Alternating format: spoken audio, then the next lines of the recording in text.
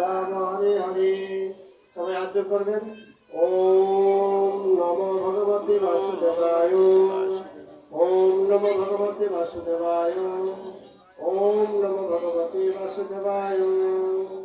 নীলাচল নিবাসায় নিত্যায় পরমাত্মনে বলভদ্র সুভদ্রায় জগন্নাথায় নমঃ। হরে কৃষ্ণ।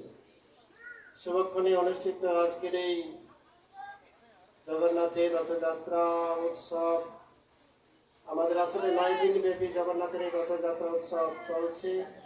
গত 7 তারিখ শুরু হয়েছে, গত রবিবারে, আজকে 4র্থ দিন।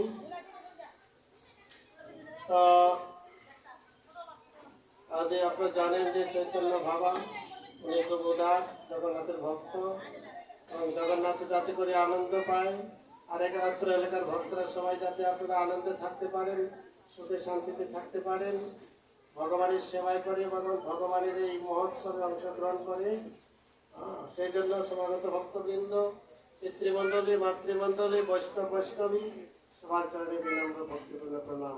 আঞ্ছা কল্পতরু নস্য কৃপা সিন্ধু এবচ পতিতানাং পাবনে প্রবেশ করে। আমরা শ্রীমদ্ ভগবদ গীতার একটি শ্লোক সংক্ষেপে পাঠ করে সংক্ষেপে জগন্নাথের লীলা কথা বলবো। সময় খুব স্বল্প, শ্লোকটি বলতে পারেন সবাই। শ্রীমদ্ ভগবদ গীতা 3য় অধ্যায় কর্মযোগ, শ্লোক নম্বর 10। হরে কৃষ্ণ। সহযজ্ঞা প্রজা সৃষ্টা, সহযজ্ঞ প্রজা সৃষ্টা, পুরুবাচ প্রজাপতি, পুরুবাচ প্রজাপতি, অঙ্গেন প্রসবিষ্য ধবমেশ বহুতিষ্ঠ কামধুক। এই শ্লোকের অনুবাদ সবাই বলবেন।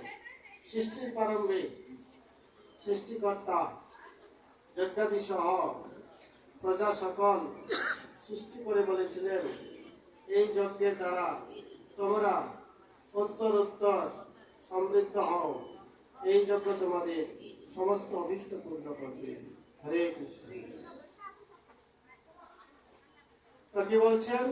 সৃষ্টির প্রারম্ভে সৃষ্টিকর্তা যজ্ঞাদি সহ প্রজা সকল সৃষ্টি করে বলেছিলেন যে এই যজ্ঞের দ্বারা তোমরা উত্তরোত্তর সমৃদ্ধ হও। এই যজ্ঞ বলতে অগ্নিহোত্র যজ্ঞ। তারপরে যদি আমরা ভগবানের নির্দেশ ক্রমে আমরা কিছু ধর্মীয় আচরণ করি, যেমন নদীতে স্নান করা, তিলক করা, তুলসীতে জলদান করা, গুরু কৃষ্ণকে প্রণাম নিবেদন করা, ভগবানের হরে কৃষ্ণ মহামন্ত্র হরে কৃষ্ণ কৃষ্ণ কৃষ্ণ হরে হরে, হরে রাম রাম রাম হরে হরে, এই মহামন্ত্র যদি আমরা সকালে জপ করি অথবা কীর্তন করি, তা বলা হয়েছে যে এই অগ্নিহোত্র যজ্ঞ আর বিভিন্ন আচার অনুষ্ঠানের মাধ্যমে, ধর্মীয় আচার অনুষ্ঠানের মাধ্যমে যে শুভ কর্ম করা হয় তাতে একই উদ্দেশ্য ঘটিত হয়। হরে কৃষ্ণ। তাহলে সেটাও একটি যজ্ঞ। ভগবানের নিয়মগুলো যে করবেন এটা একটা যজ্ঞ। বলছে যে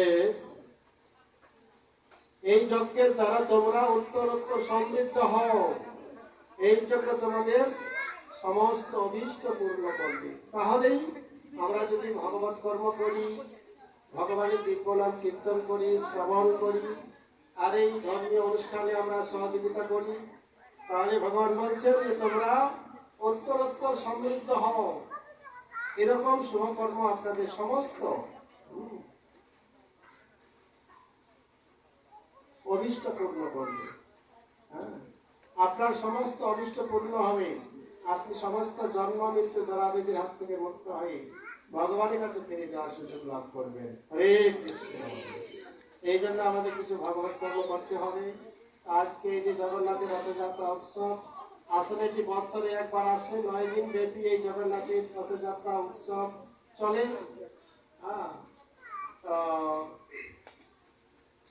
সকল আসলে ভগবানকে চায়, সকলেই ভক্তরা ভগবানের সান্নিধ্য পেতে চায়, ভগবানের সাহচর্য, ভগবানের কৃপা আশীর্বাদ চায় সবাই, তাই না?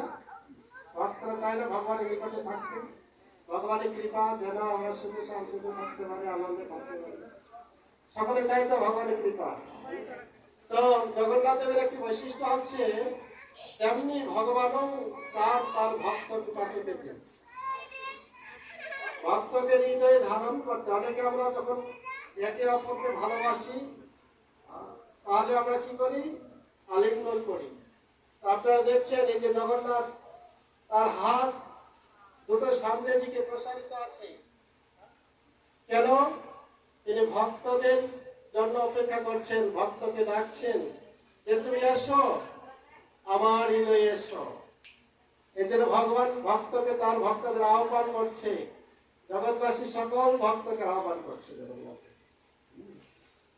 হৃদয়ে ধারণ করবার জন্য দুহাত প্রসারিত হয়ে ভক্তকে সে আহ্বান করছে। হরে কৃষ্ণ।